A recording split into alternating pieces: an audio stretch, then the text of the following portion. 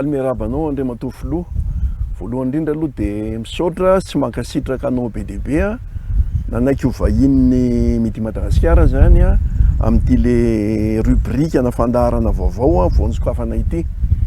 Dia ianao moa zany nanokatra azy a maha filohan'ny Repoblika anao. Dia araky ny efa nazavainay moa dia hoe izy io zany a ahafahan'ny mpamaky ny gazety midi Madagasikara sy ny mpanaraka azy amin'ny tambazotra serasera mametraka fanontaniana aminao Andriamatoa Filoha. Maromaro ihany ireo fanontaniana voarainay tena maro mihitsiny a, fa zany hoe vitsivitsy ihany reto niraisina moa satria zany tsy maintsy ny inona moa ny sy vanina ihany hoe ny fa zany hoe mafoaka ihany zany ny tena etaeta avy amin'ireo mpamaky marobe. Dia izy ireo zany a fanontaniana avy amina sokajin'olona marobe, ao zany ny avaram-pianarana, ao hitaorenao, ao misy andramin'ny mpanao volo, mpiandry parkina. Dia angamba ho apetrako le fanontaniana Andriamatoa Filoha. Voalohany indrindra zany a fanontaniana avy amin'ny Andriamatoa Ramarola Anthony, ingénieur moa le rangahy io. Tsy afaka janona ve ny fananganana ny Madagascar Airlines satria mpiasan'ny era-mady maro no voaroaka. Dia fanontaniana manaraka izay moa ataony hoe tokony olona iray asa-panjakana iray. Aiza ve eto amin'ny Erimady efa DG any amin'ny hafa dia mbola mpikambana amin'ny filan-kevim-pitantanana ihany koa. Ya, voalohany indrindra aloha dia miarabanao Olivier ary miaraba ihany koa ny mpanaraka ny mpamaky ny midi Madagasikara.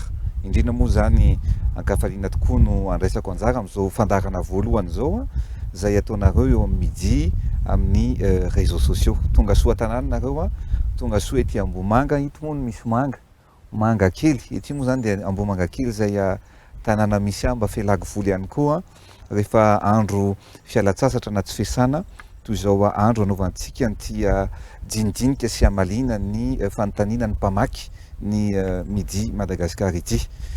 Ny fanontaniana voalohany napetraky ny ireo mpamaky ny midi dia mikasika zany ny Air Madagascar. Ny zavatra fantatsika dia ny Air Madagascar aloha dia compagnie nationale, izany hoe fierté nationale ny Air Madagascar. Mandalo fotoan-tsarotra nandalo ary mbola ao anatin'ny fotoan-tsarotra ny Air Madagascar ankehitriny. Zay no antony nanaovana ny compagnie maromaro manerana n'izao tontolo izao rehefa nandalo reny Covid reny dia betsaka ny compagnie aérienne sahirana. Anisan'izany ohatra ny any Afrika Atsimo, ny South Africa Airways zay compagnie any Afrika Atsimo, ny compagnie telo amby roapolo zany ny compagnie izay sahirana ankehitriny noho ny fiaton'ny asa izay nataon'izy ireo ny any Danemark, ny any Irlande, ny any Royaume-Uni hatrany Espagne azy. Dia be dia be ny compagnie nationale izay tsy maintsy niditra tamin'ny resaka redressement judiciaire. Ny antony zany dia izay ny antony hoe tsy maintsy miditra amin'izay redressement judiciaire zay tsika tsy maintsy mitady vahaolana maharitra ihany koa mba ahafahantsika manarina ny Air Madagascar. Fa ny tena olana ao amin'ny Air Madagascar dia ny resaka fitantanana.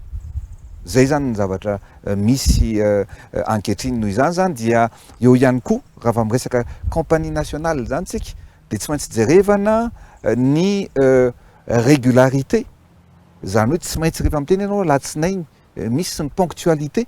Dia rehefa miteny ianao hoe misy vol alatsinainy, talata, lakamisy ohatra dia tokony misy foana io fa tsy tonga eny amin'ny aéroport ny olona vao miteny hoe tsy misy indray ny vol. Eo ihany koa ny ponctualité. Rehefa miteny ianao hoe amin'ny 6 ora maraina na amin'ny 10 no miainga dia tokony arahany zay, fa tsy hoe amin'ny 10 kory no miainga dia avy eo amin'ny 4 indray vao tokony miainga, na miteny indray tonga ny amin'ny 4 dia rapitso indray vao miainga. Zany hoe eo amin'ny fitantanana amin'ny ankapobeny zany ny olana misy eo amin'ny Air Madagascar. Ny fanontanian'le olona teo moa dia hoe tsy maintsy ve zany miditra isika hoe inona ny vahaolana tokony raisina amin'ny Air Madagascar, tsy maintsy miditra tsika aloha am'le resaka fanarenana ny Air Madagascar na le hoe redressement judiciaire io, tsy maintsy idirana io. Eo ihany koa zany ny sureffectif, hoe betsaka loatra le mpiasa mihoatra n'le tena filainy lay orinasa. Ny zavatra misy eto amintsika ihany de eo ihany koa zany ny hoe mila mametraka planina vaovao tsika ary tsy maintsy avotana aloha zany Air Madagascar. Zay aloha zany de fanontaniana tsy mila mipetraka fa vahaolana tsy maintsy hoentina ny fanarenana ny compagnie nationale zay tena teo fierté nationale atsika io Air Madagascar io. Noho izany zany ao anatin'ny fiesaka dia tsy maintsy hijeritsika ny fanampiana ny fiaramanidina ampiasain'ny Air Madagascar satria ankehitriny dia ATR 72 anankiroa no miasa zany eo anivon'ny Air Madagascar. Nefa rehefa tonga ny roplanina avy any ivelan'ny ray mitondra 300 passagers dia ahoana zany ny ahafahantsika mampiroborobo amin'ny fizahatany raha tonga eto le olona 72 place fotsiny ny afaka hoentina Nosy Be, 72 fotsiny no afaka hoentina makany Sainte Marie ohatra na hoentina makany Atsimo, de zay zavatra zay zany misy fandaminana ary eo andalam-pandinihana an'izay moa ny tompon'andraikitra rehetra na ny ministra ny fitaterana na ny eo anivon'ny Air Madagascar fa tsotra ny toromarika izay nomena de hoe tsy maintsy atao ny hanamorana ny famoivoizana sy ny fitateran'olona sy ny entana manerana ny Madagascar amin'ny alalan'ny Air Madagascar. Fanontaniana manaraka Andriamatoa Filoha avy amin'Andriamatoa Andriamiarisoa Rivona Arivony zay mpiasa ny assurance aro. Betsaka reo ankizy mahavita fianarana nefa ny orinasa tsy mandray raha tsy manana expérience 3 taona na 5 taona. Ahoana no atao eo amin'ny sehatry ny fampianarana mba hahatonga reo vao vita fianarana tonga de miasa fa be manam-pahaizana fa chômeur am'izao? Fantatro tsara mihitsy ny olana iainan'ireo ankizy navita fianarana na eo andalam-pahavitana ny fianarana satria mipetraka foana zay hoe expérience zay vao mandray an'ireo olona tokony hiasa ny orinasa anankiray. Zay zany no tokony ametrahantsika hoe tokony hifandraika amin'ny filan'ny firenena aloha mifanofanana ihany koa zay ataon'ny fianarana zay ataon'ireo mpianatra rehetrarehetra. Zay aloha zany voalohany. Faharoa manaraka an'izay de hoe ny vahaolana apetraka zany de hoe ny ametrahantsika zany fiara-miasa miaraka amin'ireo université na miankina na tsy miankina amin'ireo sehatra tsy miankina, zany hoe tena ametraka fifanarahana mihitsy hoe ny orinasa anankiray de tsy maintsy mandray mpianatra ho stagiaire ary ny stagiaire dia asaina mandray ihany koa indemnité, zany hoe fianarana asa zany no tokony ho atao. Zay zany tokony ho apetraka nareo zao amin'ny midi de tokony mba mandray stagiaire, tsy fantatro moa na efa manao nareo fa mino fa manao eny anivony reny sehatra asa mpanao ny resaka fianarana momba ny serasera na ny communication reny. Ohatr'izay zany tsy maintsy apetraka na eo any amin'ny sehatra mpiasam-panjakana azy dia tsy maintsy koa zany apetrahantsika hoe mandray an'ireo stagiaire rehetrarehetra ireo amin'izay zany mba efa manana expérience ny olona rehetrarehetra, zay vao mba sady mianatra asa no mba manana expérience rehefa mahavita fianarana ihany koa. Zay zany no vahaolana apetrako amin'izay namana zay nametraka ny fanontaniana teo zay. Fanontaniana manaraka Andriamatoa Filoha avy amina Ramatoa Claudia, coiffeuse mpanao volo. Izaho manambady ozy izy de vonoiny vadiko de alainy ny karamako. Izaho ny saraka aminy. De izaho avy any Tuiliara de te hanokatra coiffure manokana fa tsy manam-bola tompoko izy. Ya, tena hita mihitsy moa fa ny sarapam-be bahoaka no mamaky sy manaraka ny midi satria hitantsika eo zany le olona mametraka fanontaniana de misy karazany maro tokoa le fanontaniana.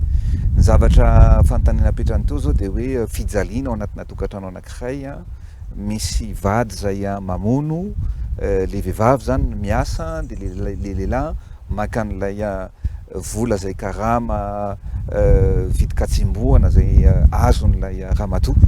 Zay indrindra no fahatsapana an'izay no nametrahany ramatoa vato ni association FITI les centres spécialisés pour la lutte contre les violences basées sur le genre. Io zany de toerana ivitoerana hoentina anoroana hevitra, hoentina ihany koa mametraka ny ireo vehivavy indrindraindrindra zay hiaran'ny herisetra toy izany mba ahafahana manampy an'izy ireo na ara-moraly na mame torohevitra an'izy ireo ihany koa na ara-panjakana hoe inona ny vahaolana tokony hoentina ao anatin'izay. Zay zany aloha ny zavatra voalohany ary appréciako le raha naman'io satria be dia be ny fitoerana manerana ny Madagasikara toy an'io ny eto Antananarivo zao dia ao Mahamasina nanokatra toerana manokana mikasika an'izay tsika. Tena olana lehibe tokoa izy io. Izy moa teo zany dia naneho ihany koa ny faniriny hoe te hanokatra salon de coiffure nefany tsy manana ny hoeti manana hoetina amin'izany.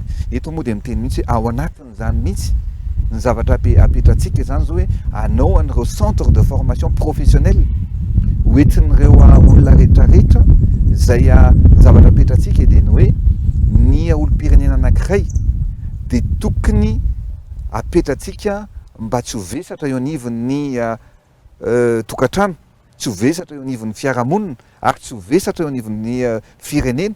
Zay zany ny ataontsika hoe anokatra centre de formation professionnelle efa sokatra tsy ho ela moa zany zay ahafahan'olona mianatra sehatr'asa maro toy izany ny plombier, ny électricien, ny fanaovana carrelage, ny fanaovana maçon, ny fanjairana, ny fanaovana coiffure sy ny reo zavatra même na hitanareo ohatrany hoe tsika zao nanao any Ambatovy ireny dia lasa olona mpanao soudure avy any Philippines avy any amin'ny firenena hafa no entsika nanao an'izany nefa tokony alohan'ny isiany orinasa lehibe ohatr'ireny zany dia tokony efa mametraka tsika eto hoe inona ny filana hoentin'ny orinasa io dia apetraka arak'izay ny fanofanana omena any olona zay hiasa amin'ny orinasa toy ireny. Zay zany no ametrahantsika hoe hatrany amin'ny fanaovana boulangerie, fanaovana pâtisserie dia ametraka centre an'izay tsika iarahana amin'ny ministère tompon'andraikitra an'izay moa alefa atao isaky ny faritra. Dia eo zany ny hoe rehefa mahazo fiofanana le olona dia omena fitaovana dia ampiana ihany koa ny fametrahana ny orinasany. Eo zao ny tolotsaina zay napetraka dia ny hoe amokatra zany tsika eo amin'ny arivo isaky ny faritra ny ireo olona zay ampianarina ny fomba fanjairana. Rehefa mivoaka amin'ny fanjairana izy ireny dia le élève zay tena hoe tena matianina sy nianatra tsara atao anatin'izy ireny ho fateniny miditra ao anatina fikambanana anankiray dia omeny ny fitondram-panjakana tsy nambarotra amin'ny alalan'ny fanaovana tablier. Reny tablier zaraintsika rehetrarehetra ireny dia vokarintsika eto ihany amin'ny alalan'ireo olona ireo zany. Ohatran'izay koa ny tablier na ny blouse eny anivon'ireo toeram-pahasalamana eny anivon'ireny centre de santé de base ny hôpitaly rehetrarehetra ireny dia vokarin'ireny olona ireny dia omena asa tonga ny 26 juin ny fetim-pirenena dia omena sehatr'asa ihany koa izy ireo manamboatra sy manao an'ireo sainam-pirenena zay ampiratiana eny anivon'ny faritra rehetrarehetra zany hoe mampianatra asa miteraka asa. Zay zany ny zavatra apetratsika sy ataontsika. Fa mikasika an'le ramatoa teo moa zany satria nitsonganareo tao anatin'ny maro izy dia nilaza ny fitarainany ihany koa izy hoe mba te hanokatra coiffure dia ataoko angambany raha mihaino antsika izy amin'izao tsika miteny izao dia ampitiavana no anampiana anazy amin'izay fametrahana sy fanaovana coiffure zay any Tulear dia sady ho ampiana izy ara-pitaovana ho ampiana ihany koa amin'ny trano zay tokony anaovana an'izany sehatr'asa zany. Andriamatoa Filoha, midi Madagasikara moa dia sady amin'ny teny frantsay no amin'ny teny malagasy. Misy mihitsy ary moa gazety anankiray hoe tena teny gasy tanteraka anganga zy gazetiko ka tsy magaga raha misy olona zany mametraka fanontaniana amin'ny teny frantsay fa ezahako adika amin'ny teny malagasy moa le izy. Raha fehezina ny tiany lazaina dia hoe Madagasikara ozy izy dia manana harena kibony tany marobe. Dia maninona Andriamatoa Filoha tsy mba miresaka mihitsy momba an'io indrindra fa momba ny resaka hoe pétrole. Olona iza no mametraka an'izay fanontaniana zay? Olona consultant hoe monsieur Daniel consultant. ny mariny zany teneniny zany efa voalaza antsika eo anatin'ny PEM sy ny EM ny ahafahantsika hoe mitrandraka ny arenakibon'ny tanyntsika mba hoentina anavotana ny firenena. Ny fitrandrahana ny resaka pétrole zany dia tsy ao anatin'ny taona fohy fa mampolo taonany maromaro mihitsy, na io ny recherche na ny exploitation. Eto moa dia mampatsiaro mihitsy ary ny amin'ilay hirany maleo, tanao le efa tamin'ny taona 70 tany ho any ngamba ny Bemlanga, ozy izy maleo hoe raha oviana ozy izy no hitranga, asa ngamba atsoatsy no tonga Bemlanga, isika koa tsy ho lany vatsy. Fantatry ny olona rehetrarehetra zany, Bemlanga io zany dia toerana misy solika na huile lourde io Bemlanga io, ary ankehitriny dia efa misy zany, efa misy réserve ao ary tsy ho ela moa dia andeha hoany mihitsy hitsidika ny fitrandrahana n'io menaka io zay afaka hoentintsika ampiodinana ny milina fa ampiodinana ny jirama. Misy nefa nisakatsakana teknika maro be satria lay mampifandray an'ireo mialany amin'ny le toerana misy an'ilay lay solika zany mandra-pahatonga aty amin'ny Maintirano na aty Antananarivo dia misy olana maromaro ao zany hoe pipeline ve ny tokony ho apetraka ao, ny lalana ve ny tokony ho amboarina, dia eo no jerevana miaraka amin'ilay orinasa zay manao an'izany ny fomba hitrandrahana sy ampiasaitsika an'izay solika zay misy eto toeran'izay. Zao ihany koa tsika dia efa misy ihany koa ny recherche maromaro hita fa misy gaz ihany koa eto Madagasikara, zany hoe iova tsy ho ela zany ny fiainan'ity firenena ity rehefa voatrandraka daholo ireo satria fantatsika tsara fa ohatra hoe ny any Thaïlande zao dia ny ankamaroan'ny fiara rehetrarehetra na ny taxi dia mandeha amin'ny gazy avokoa, zany hoe afaka misy transformation atao ampiena ny filaina. Ary fantatsika fa rehefa nandeha reny crise maromaro teto amintsika reny dia fantatra fa teo zany ny Covid, atao ny zavatra mitranga indrindrindrindra ny Ukraine ankehitriny, dia hitanareo fa misy firenena anankiray mifeny gazy dia sahirana ny firenena hafa, dia zao vao mieritreritra ny firenena sasany aty Europa hoe tokony tsika ihany mamokatra ny zavatra ilaitsika. Ny zavatra tiako hiaviana dia hoe ny firenena zay afaka mamokatra ny zavatra ilain'ny mponina sy ny vahoaka ao aminy, zay ny atao hoe firenena matanjaka. Tsika dia ny soavin'Andriamanitra manana an'izany ressource naturelle rehetrarehetra zany dia mintsy matoky fa afanganana daholo zany zavatra rehetrarehetra zany mba ahafahana mba misy fiatraikany vatana eo amin'ny fiainan'ny vahoaka iray manontolo. Fanontaniana manaraka Andriamatoa Président avy amina Saralia Joël, mpiasa amina ressources humaines izy. Tompoko ho anay tsy mahafantatra olona ao amin'ny fitondrana, ahoana no atao raha te hiditra ho mpiasam-panjakana? Ya, tena resaka iainan'ny olona rehetra zay te hiariko tokoa io ary anisan'ny zavatra napetratsika satria mila esorina ao anatin'ny toe-tsaina aloha ny hoe tsy maintsy mahafantatra olona ihany vao tafiditra ho mpiasam-panjakana. Zay zany tena ady napetratsika zao zany hoe fiadivana mikolikoly, ary indrindrindrindra raha vao miresaka tsika ny fampidiram-piasam-panjakana zany dia concours aloha ny zavatra atao amin'ny lafiny rehetrarehetra zany. Zay indrindra zany nataontsika hoe miaingany amin'ny concours miditra ho administrateur civil zay ao amin'ny ENAM, fantatra hatramin'izay fa dia nanjaka tokoa zany kolikoly zany, nanjaka tokoa zany fampiasana fanaparam-pahefana amin'ny fampidirana olona miditra amin'ireny concours reny. Fa ankehitriny dia hita kosa fa misy ezaka lehibe mba hampadio ny fifananana zay atao amin'ireny hidirana ho mpiasam-panjakana reny. Anisan'izany ohatra ankehitriny dia tsara fantatsika fa nametraka ny laharam-pahamehana ihany tsika hoe sehatra telo no anaovana an'ireo concours na ampidirana mpiasam-panjakana, akoatran'izay sehatra hoe akoatran'ny administrateur civil, ny mpitsara, dia ny sehatra voalohany ny fanabeazana na ny fampianarana zany, ny faharoa dia ny fahasalamana, dia ny fahatelo eo amin'ny lafiny ametrahana ny fandriampahalemana, zany hoe ny gendarme, ny polisy ary ny miaramila.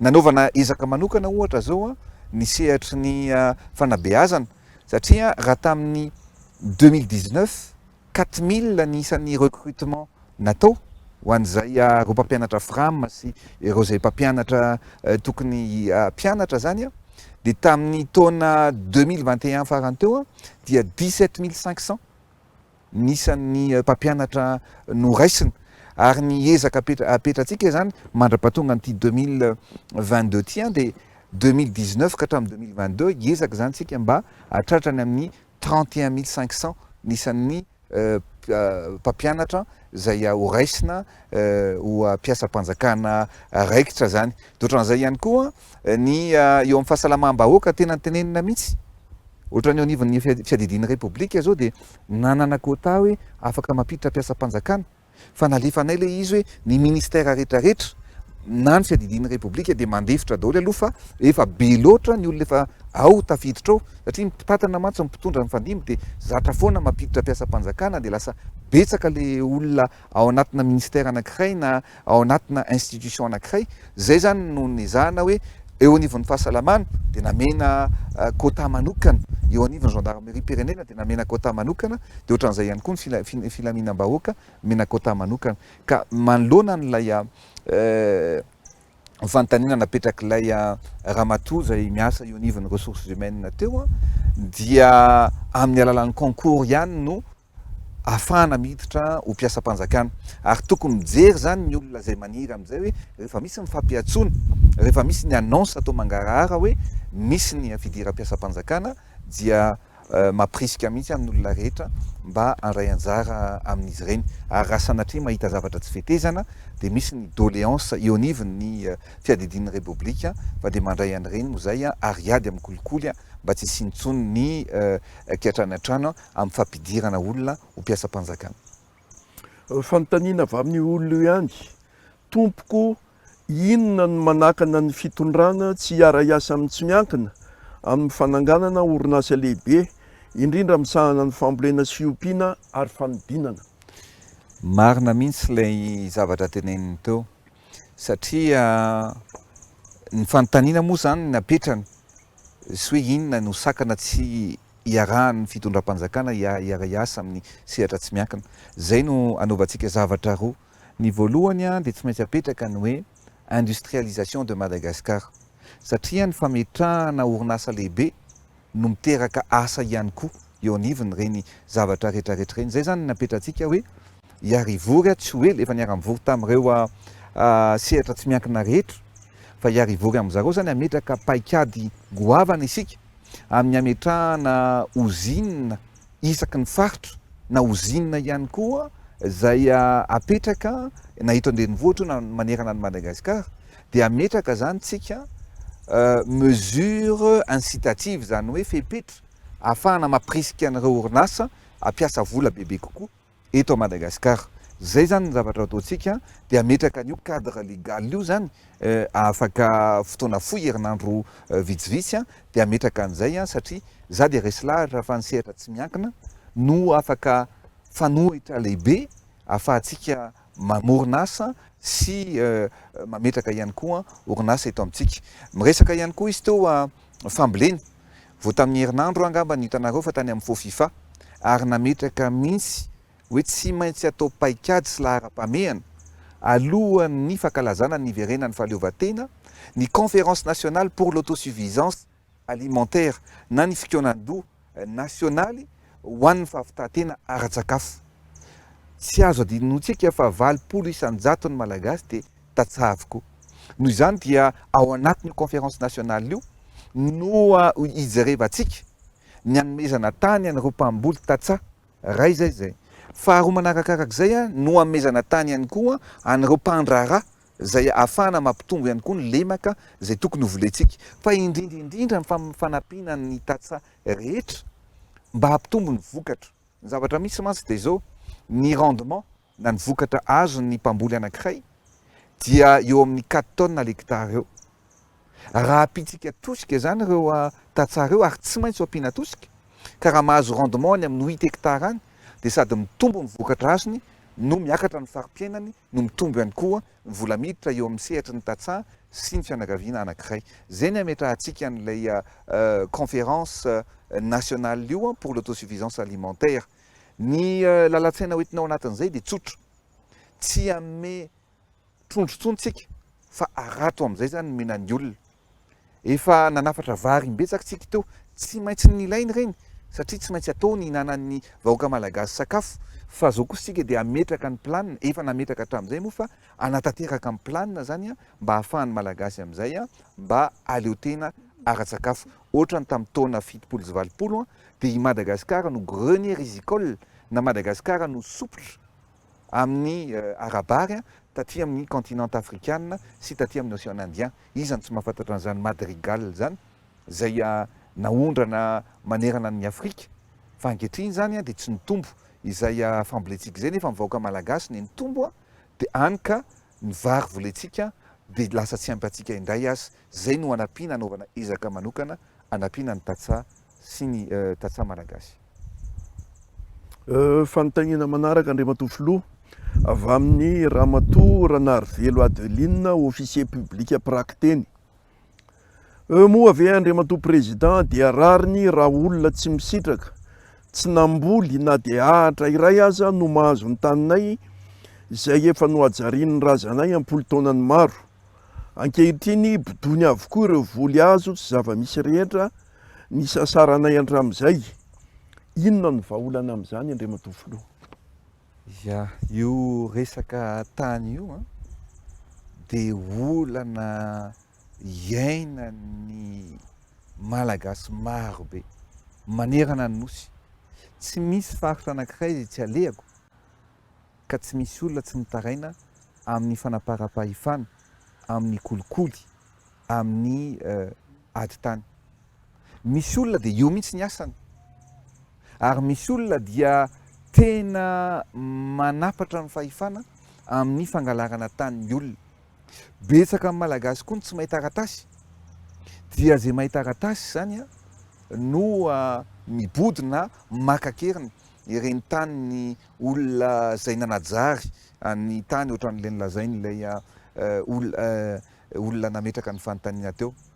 Ny zavatra ataontsika ny tenako moa dia miara-mivory amin'ny CSM, ary amin'ny fivoriana manaraka izao dia hiopana bebe kokoa amin'ny fiarovana ny olona izay mangalatra ny tany tsy ara-drariny, an'ireo vahoaka tsy mahita taratasy na ny vahoaka izay tsy tafiditra ao anatin'ny voan'ny Tsindrazo-lena noho n'ireo olona mpanao kolikoly ireo. Ny zavatra vahaolana apetrako aloha dia horesahako mihitsy eo anivon'ny CSM hoe tokony atao pénal mihitsy ny olona zay mangalatra tany, dia tokony migadra ary tokony saziny ny fitsarana. Ny zavatra misy mantsy ankehitriny rehefa misy ny ady tany dia tsy migadra fa didim-pitsarana fotsiny ny ataon'ny fitsarana, hoe ito tany ito dia miverina amin'ito olona ito na tsy an'ito olona ito, dia lasa manao pratika an'izay foana ilay olona ka tsy maintsy misy fepetra manokana ho raisitsika mikasika an'izay. Ary ny mpitsara rehetrarehetra amin'ny alalan'ny CSM dia omeko ny toromarika mba hoentina hitsinjovana an'ireo vahoaka malagasy zay tratran'izay Tsindrazo-lena amin'ny tsirariny sy ny kolikoly amin'ny resaka fananantany zay. Fanontaniana manaraka mitovitovy amin'izay ihany avy amin'ny Andriamatoa Rabemanantsoa Efraim, mpampanofa parking izy io, parking camion. Manana olana mahakasika ny tany izay najariana nandritra ny 30 taona kanefa lasa ny amin'ny ananan'olo-kafa ny titran'ilay tany. Inona no azo atao mba hisoroana an'izany toe-javatra izany? Ngamba mitovitovy amin'ilay mitovitovy teo ihany Olivier, fa ny zavatra ho arosoko moa dia amiko angamba ny mila anaovana tribunal manokana mihitsy ny resaka ady tany. Ary ao anatin'izay satria ny olana dia matetika misy ady tany, ohatra hoe any Tsiroamandidy, any Itasy, nefa le fitsarana atao aty Antananarivo.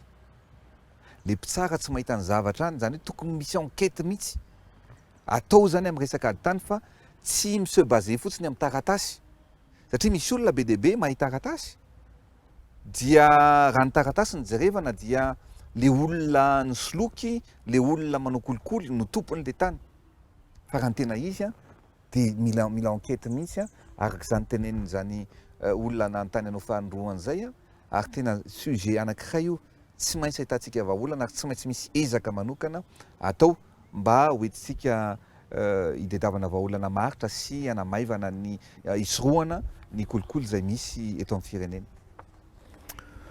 Fanontaniana manaraka avy amin'ny mpamaky amidiany moa izy io mazava ho azy Andriamatoa Filoha avy amin'ny ramatoa Rasoanirina Florentine mpanasa lamba taloha ahoana ny momba anay be antitra fa tena mijaly mba jereo izahay be antitra misaotra betsaka président ozy. Ya fantatrareo tsara moa ny fitiavako an'ny be antitra indrindra ny fitsinjovako an'izy ireo a matetika rehefa manao fitsidiparitra ary a de misy solitenany reny zokiolona reny foana manatrika ny lanonana zay ataoko.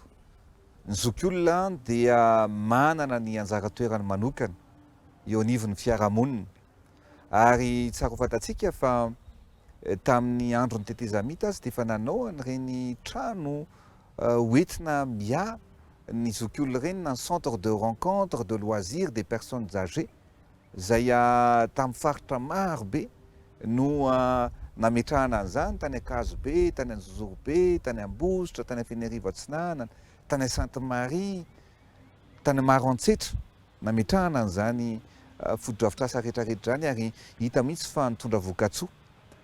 Any ivelany moa zany de misy ny toerana fialamboly andaniana ny andron'izy ireo satria efa tsy miasa tsony izy ireo fa ny zavatra lehibe tsy maintsy ho ataontsika dia misy zavatra anankiray ho erahana amin'ny ministèren'ny fahasalamana zany hoe ny ametraka ny fitsaboana maimaimpona ho an'ireo zokiolona ho an'ireo zokiolona zany eo anivony reny CSB2 reny na eo anivony reny centre reny zokiolona mihoatra ny 70 taona dia ho apetratsika hoe apetraka zany ny carte verte dia mba maimaimpona na ny fitsaboana na ny fanafody zay ilain'ireo zokiolona ireo.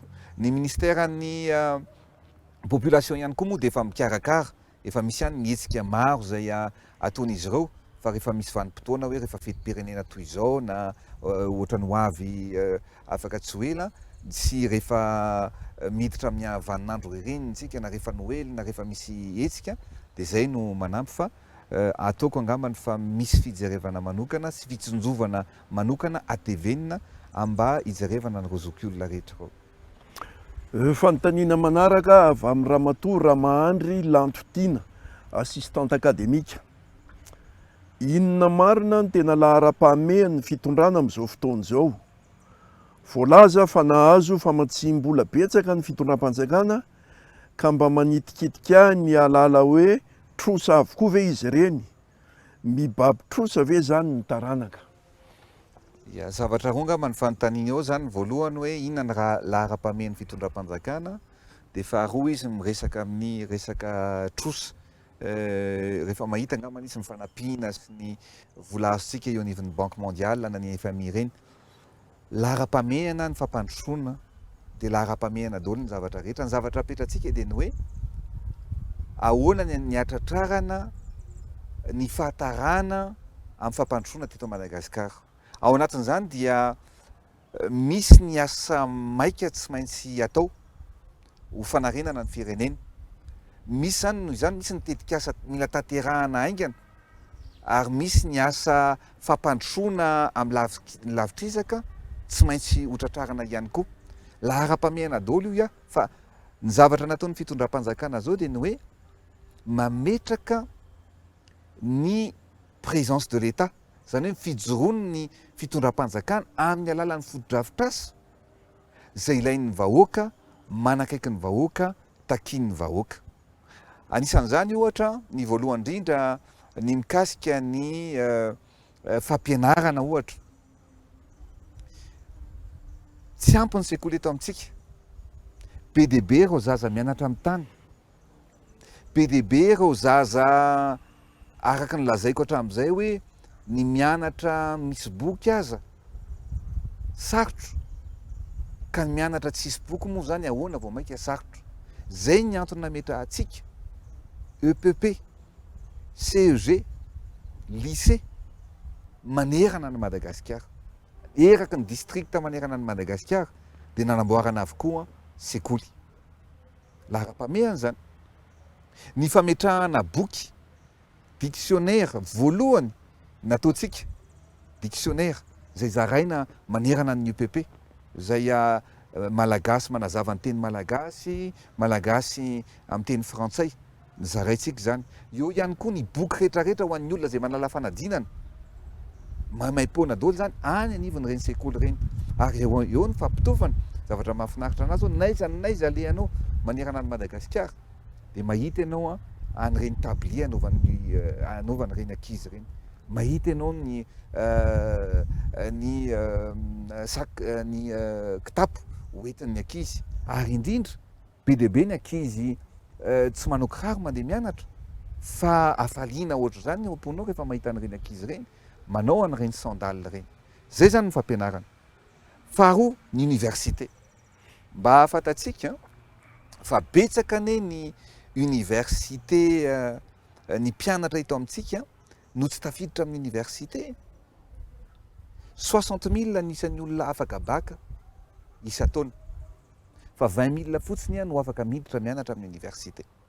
Zay ny antony nametra atsika zao fitondrana zao lahara-pameana amin'ny fanaovana université, dia nametraka tsika université maro be, misy ny eo andalam-pahavitana, misy ny eo andalam-panorenana. Anisan'izany ohatra ny université nataontsika zao ao Itasy, ao a Soavinandriny, any Antsirabe, any Afenerive-Est, hatrany Mainty Rano, dia nanaovantsika université ihany koa any Morondava, nanaovana université.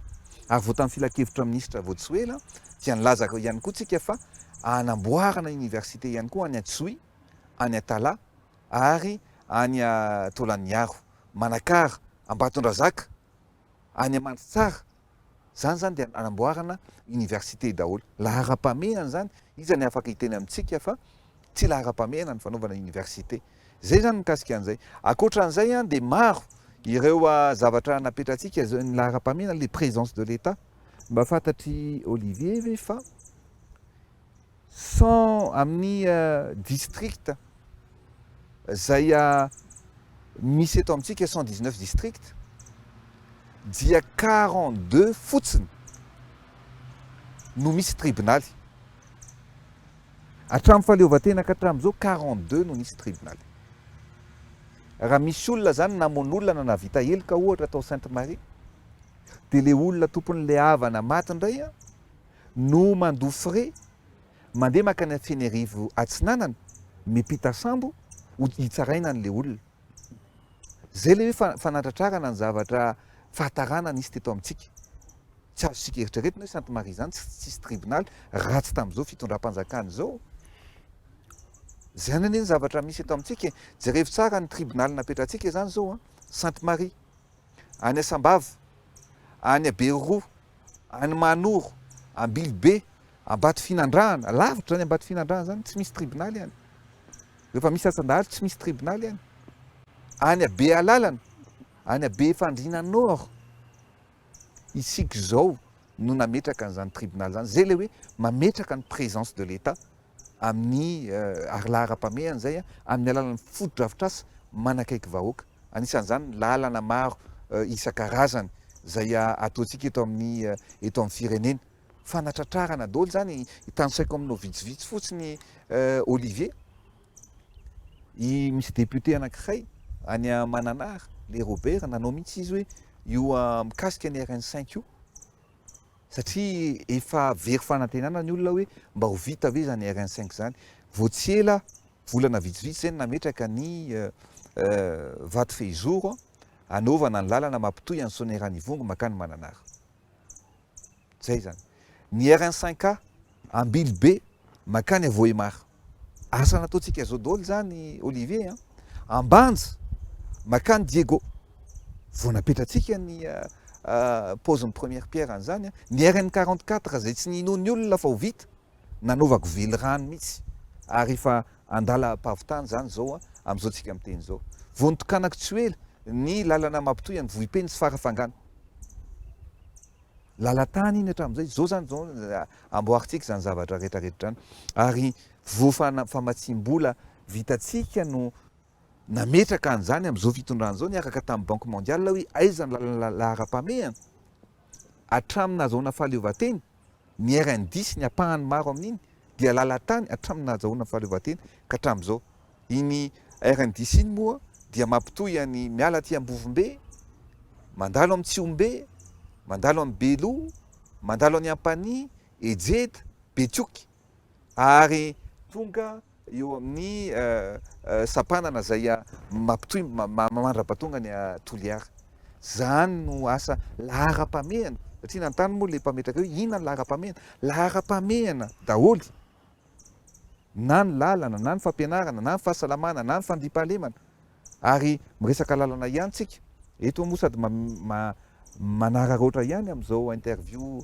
ataonao zao Olivier fa ho avy tsika ary ataoko amin'ny fiteniny any atsimo ho avy bevata ho avy bevata tsika ho any atsimo satria dia anomboka ny RN13 io le niteneniko hoe raha mbola zany eto tsy maintsy tsika no manomboka an'io ary tsy maintsy tsika ihany koa no mamarana an'io io RN13 io de ho avy tsika efa tsy nino efa very fanambola velona ny ray aman-dreny tany fa dia nataony ezaka rehetrarehetra dia anamboatra sy anomboka amin'izany RN13 zany tsika eo ihany koa ny am'izao rasy fotoana resantsika zao de mandinika ary efa ny Egypte ny ministre en travaux publics ny anamboarana ny autoroute zay mampifandray an'Antananarivo sy hatrany Toamasina raha ato mivaly zany zao 350-360 km Antananarivo sy Toamasina fa rehefa vita ny tracé ka io autoroute mampifandray any Antananarivo sy Toamasina io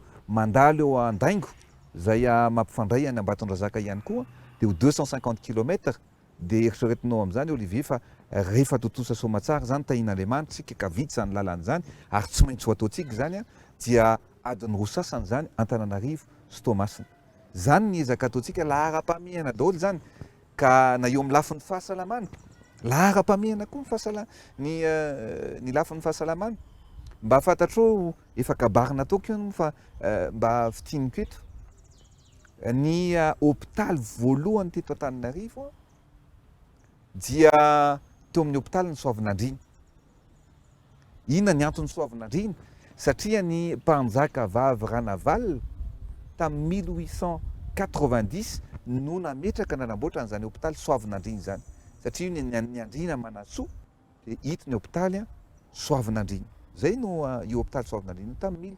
1890 rehefa tonga ny mpanjana tany de ry zareo no nanitatra an'io io hôpitaly hitatsika io tamin'ny andro ny fanjanahantany ny hôpitaly faharoa de ny HCRA tamin'ny 1965 no nanaovana ny hôpitaly HCRA tsy te hanao fampitahana eto fa ny zavatra tsara vitatsika izao no asongadiko 13 ny hôpitaly nataontsika tao anatin'izay 3 taona sy tapan'izay 13 ary ao anatin'izany hôpitaly 13 zany dia anisan'izany ny hôpitaly hatrany Akilizato hatrany amin'ny Mainty Rano alavitra zany de anaovantsika hôpitaly ao anatin'izay 13 zay fa 15 ihany koa ny hôpitaly vaovao zany hoe vao ataontsika am'izao tsika miteny zao zany hoe hôpitaly 20 zany ny hôpitaly nataontsika ho ataontsika atsangatsika ao anatin'ny 5 taona eritreretinao am'izany anie Olivier ny ponina mitombo ny olona tsy tamin'ny io lahara-pamehana zany fahasalamana zany ary ao anatin'izany hôpitaly 15 atao zany any Manakara any Ambilobe any Farafangana any Vangaindrano any Ambositra any Ampany Bekily Ambatondrazaka Maro Antsetra Sambava anaovantsika hôpitaly manara-penitra avokoa ary rehefa tonga any ianao de hoe tony zany ny fotodrafitrasa zay anafitra ny vahoaka malagasy ahafahana mitsabo ny vahoaka malagasy a lahara-pameana zany matetika mantsy betsaka no ataontsika hoe mitsikera be fahatany ny zava-doza indrindra dia ny olona mikipy fa tsy mahita ny ezaka zay atao. Misy zavatra anankiroa, misy ny atao hoe gratitude, ny fankasitrahana an'Andriamanitra, fankasitrahana ny fahasoavana azy azonao, fa fankasitrahana ihany koa zay asa ataon'ny mpitondra fa tsy afaka mikipy fotsiny amin'izao. Zany ny ezaka ataontsika Olivier hoe manontany le namana atao hoe inona moa zany a no lahara-pameana. Ny fanontaniana faharoa araky ny feziko zany le izy lahara-pameana daholy ny asa ataon'ny fitondram-panjakana ankehitriny, ny zavatra rehetrarehetra, ny sehatrasa rehetrarehetra. Faharoa ny teneniny teo hoe trosa ve no atao. Ny zavatra rehefa miresaka famatsim-boly tsika dia misy ny atao hoe aide budgétaire na fanampiana ara-bola omena ireo mpamatsy voly ny FMI na ny Banque mondiale, zany hoe tsy vola averina fa fanampiana amin'ireny vola sy ny avintsika reny, satria reny matetika no tsy fantatry ny vahoaka malagasy, PDB no don amin'ireny. Ary za dia miezaka mihitsy no mangataka mba tsy hitrosan'ny Madagasikara be loatra fa mamangataka zany mifanampiana, ary ny fahaizan'ny fatokisan'ny bailleur de fonds atsika no hanomezan'ny fanampiana bebe kokoa atsika. Milazanao fa ny fanampiana lehibe na ny vola azontsika avy any ivelany lehibe indrindra dia tamin'izao fitondram-panjakana zao 1 milliard 450 millions de dollars ny volany siniavina tany a Washington tamina alehako farany teo. Ny apahany amin'io ny atsasany no atrosa fa ny apahany dia fanomezana. Ame ohatra ray amin'ny Olivier zao tamintsika niatrika an'ireny Covid-19 reny dia nisy 100 millions de dollars hoe amena anaovana vaccine. Dia nitenin'ny Banque mondiale hoe ny atsasany trosainareo fa ny atsasany dia omena idon, fa noho ny fandresen-dahatra, noho ny fahaizantsika sy ny fatokizan'izy ireo dia lasa don avokoa les 100 millions de dollars. 495 millions de dollars koa zao avy any amin'ny USAID dia fanomezana fotsiny hoentina hanampiana an'ireo tetikasa rehetrarehetra ataontsika any atsimo. Zany zavatra rehetrarehetra zany ao anatin'io tsy trosa daholo akory reny vola azontsika reny, fa misy ny apahany reny trosa ary averina tsikelikely ao anatin'ny 5 taona mahery any hoany. Zay ngamba ny fanontaniana somary lava satria tsara ihany no mitondra fanazavana ao anatin'le fanontaniana napetraky ny mpamaky ny Midi Madagasikara, zay fanontaniana tena mifatika tokoa amin'ny zavatra iainantsika ankehitriny. Mariny zany resaka teo moa anao zany hoe hôpitaly 12 vita tao anatin'izay fotoan'izay, tao anatin'ny 3 taona sy tapany, ny resaka ny renitrezy ianao raha teo moa 13 velirano. Dia zay nidirako amin'ilay fanontanianany manaraka, fanontanian'ny mpamaky any io hoe mikasika kokoa ny momba anao zany hoe atso amin'ny fanontaniana dia hoe maro zany ireo liana te halala hoe inona mitargetra-piaina ny filoha Andry Rajoelina, hoe mikasika koa zany le filoha manokana le izy fa tsy dia resaka politika loatra manao akory. Misy targetra roa no apetrako. Ny ray amin'ny mpiara-miasa amiko dia ny anankiray ho an'ny vahoaka malagasy zay apetraka io mba hoentinao zany mba hireusir amin'ny zavatra zay tokony ho ataonao. Ny anankiray moa zany dia targetra ny froniko mihitsy izy io hoe le plus important c'est de réussir sa mission mais ce n'est pas d'aller en mission. Matetika mantsy ny olona milaza fotsiny hoe nandeha nanao an'le asa fa tsy vita an'le asa.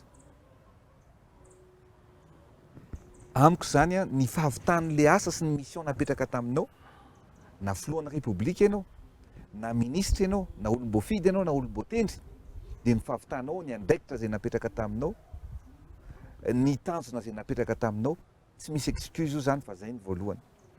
Zay ny hoe fahavitan'ny mission. Fa ny faharoa dia ny hoe ho antsika malagasy, ny olona rehetrarehetra, mifandraisana anjarantsika rehetrarehetra hatrany amin'ny fokontany, dia ny hoe na ny olona malagasy any ivelany dia ny hoe ataovy izay azonao atao am'izay eo ampelantananao any am'izay toerana misy anao na iza misy anao. Zay ny zava-dehibe zay, ny fifanampiana, ny fizarana fahasoavana, ny fandraisana andraikitra na iza misy anao zany dia tokony mandray andraikitra foana ianao ho anao sy ho an'ny ankonanao ary indrindra ho an'ny firenena zay mamalagasy anao. Fanontaniana farany angamba ndray mitovy loha apetraky ny olona mbola averiko ihany zany fa maro be ireo fanontaniana apetraky ny olona fa de nezahana notsongaina izy ireo zany mba asolo tenany maro zany le fanontaniana nyraisinay teto fa ty zany mikasika kokoa hoe mbola plus personnel zany le izy de mifanontaniana mipetraka hoe satria filoha zany de ohatry ny olombelona rehetra ndray mpianakaviana rehetra de hoe inona ny sakafo sy ny voankazo tianao indrindra de ary inona koa ny tsy tianao zany ya sakafo hoe tena tian'le mpametraka fanontaniana ho fantatra mihitsy zany tsy manina rehefa mba manasa anary zany zareo indrindra moa rehefa mandeha misakafo reny ny sakafo tiako de ny akoho sy ny trondro, zay zany no sakafo tiako. Ary ny tsy tiako za tsy tia henana ondry, tsy tia osy ihany koa, tena fady mihitsy moa zany tsy na ondry tena tsy tiako, ary tsy tia ihany koa henan-kisoa. Reo zavatra reo zany no tsy tiako. Ohatrany nanontany koa voankazo ianao teo, ny voankazo tiako indray de akondro ranjalia sy ny manga, tsy orange ny voasary tia ihany fa manga ny tena voankazo tiako sy ny akondro ranjalia. Zay eny de mbola manantitra ny fisaorana anao zany Andriamatoa Filoha nanaiky namaly ny fanontanian'ireo mpamaky ny Midi Madagasikara sy gazetiko zany de ianao moa zany indrindraindrindra hoe ianao nanaiky ho voalohany vahininay fa de manantitra ny fisaorana indrindra. Ya dia mirary koa fombiazana feno moa ny Midi Madagasikara antsoratra ny gazety moa de efa référence ary efa fantatsika fa io ny gazety famaky ny ankabetsahany malagasy zay mamaky gazety, ary mirary soa ihany koa mba ho elavelona ihany koa zao fandaharana zay ataonareo voalohany amin'ny hoe amin'ny tambazotra mba tsy antsoratra tsony zany fa mba amin'ny alalan'ny réseaux sociaux mba hitan'olona ny sary sy ny feo fa tsy amin'ny alalan'ny gazety antsoratra fa de ho lava velona ary indrindra aomby hatrany ny Midi Madagasikara. Sady andeha amin'ny gazety ihany koa le izy président ka? Vao mainka mahafinaritra. Misaotra betsaka. Mankasitraka.